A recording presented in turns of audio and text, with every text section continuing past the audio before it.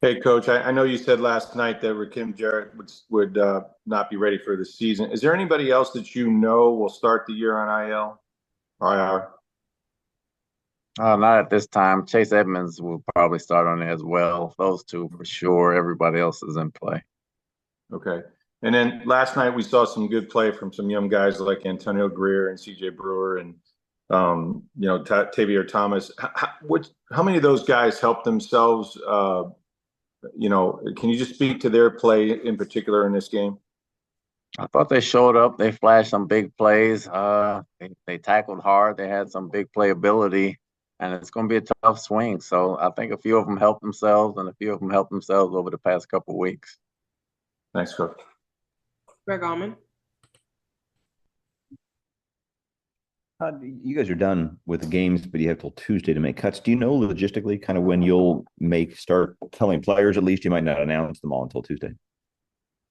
We'll process it today. I think probably starting tomorrow, then through into Monday, we'll start making those decisions. For you, I noticed the linebacker usage was a little bit odd. I didn't realize that Russell or Deloach were hurt, but you had almost all the reps went to Vi Jones and to Antonio Greer. Were they just dinged up last night?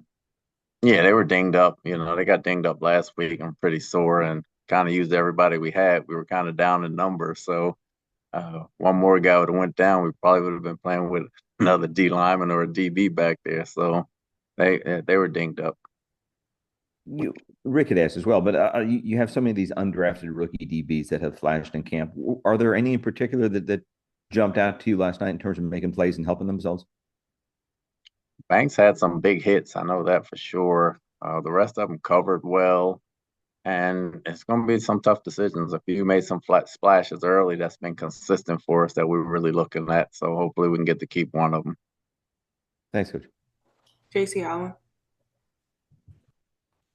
Coach, just want to ask you about the wide receiver position there. Obviously, first look at Cam Johnson and Cody Thompson continues to do some things.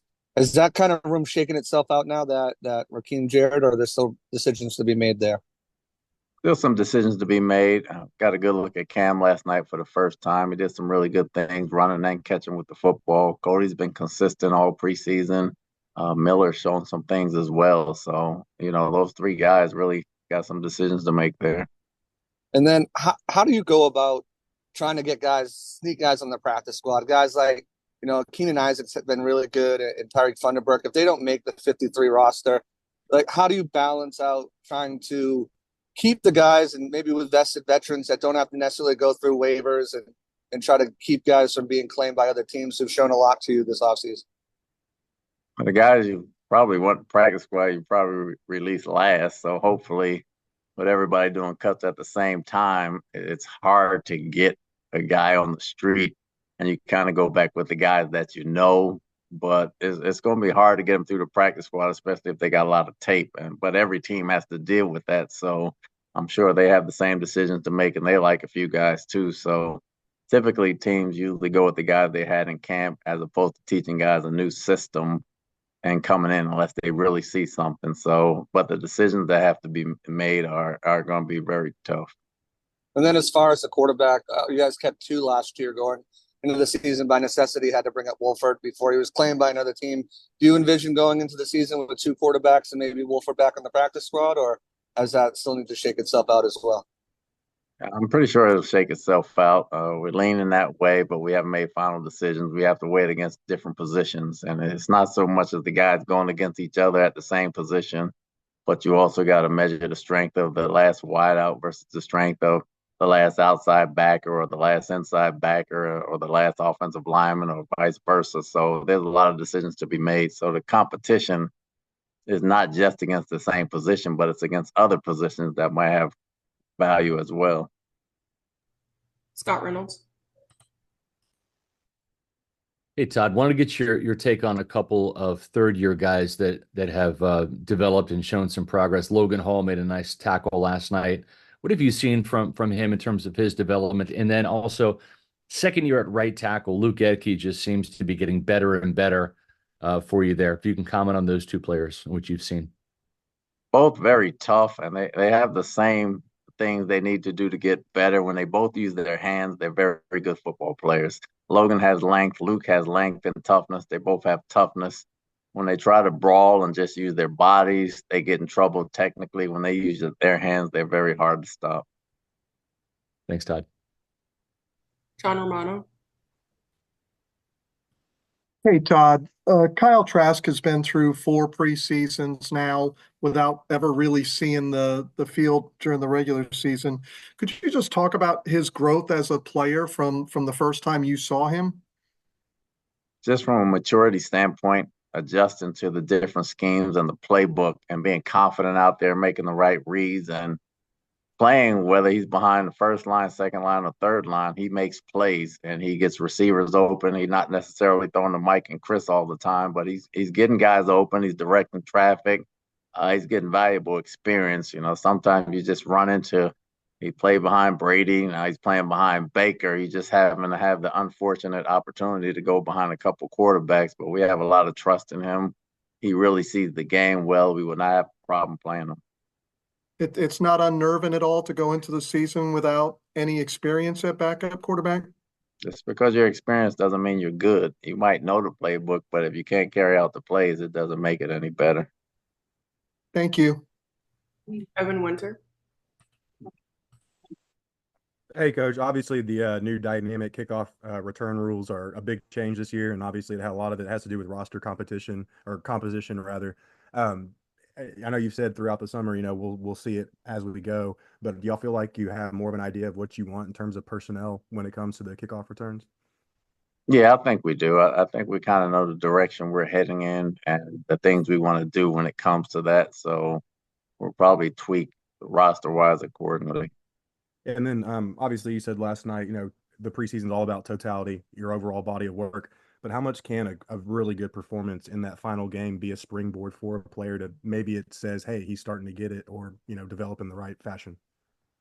It's not just a good performance. It's doing the little things. You can make a big play and not do the little things right in a lot of other plays. It's the totality of what you're doing when you're out there on the field. If you make a splash play and you have 5 or 6 mental errors or technical errors somewhere else, that doesn't get blown out of proportion. That shows, you can't trust that person going into the game yet. Doesn't mean they didn't make a splash, but they still have some things to work on. So you got to weigh that as well. Rick Stroud. Coach, I know the big emphasis going into the offseason was to improve the run game, right? You can't be last 2 years in a row. And we've seen it. That's just been glaringly better. How much of that is Liam Cohen and just, getting guys in the right position? Obviously, you addressed it, within the draft with Graham and Ben Bredesen and such. But how much credit does Liam Cohen deserve for making this run game work so quickly? Well, he gets a ton of credit. Obviously, Carberry and Picucci do as well, all the offensive coaches, because the receivers block as well. And again, it's early, it's preseason, but structurally, they're playing faster. They're getting up to the second level. We got to continue that as the season goes. But structurally, right now, everything in place. Liam's he's the big credit for it. Thanks, Coach. Greg Oman. Hey, Todd, sorry, just to clarify on the question about how many quarterbacks, did you say you're leaning towards carrying 3 or carrying 2 at this point? I said we had a decision and we know where we want to go. I didn't say we were leaning one way or the other, but I appreciate it.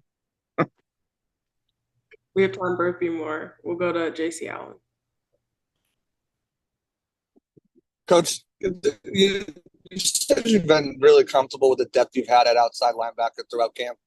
Just with Braswell getting a sack and some solid pressure yesterday, and then with obviously Jose Ramirez's performance last week and Marquise getting consistent pressure, how comfortable do you feel, carrying those 6 guys in to the regular season? Well, we haven't made a decision yet whether we take him 4 or 5 or 6, but all those guys made splashes in camp. I thought Braswell made great progress mentally from understanding the scheme. I thought Jose came a long way as far as understanding the scheme and making big splashes. And I thought Watts has gotten better, again, holding up on blocks, playing the run game. So all 3 got better technically as the weeks went on with Yaya and Joe out. And depending on how many we keep or who we keep and how we keep them, I think they'll help us. Last question will come from Scott Reynolds.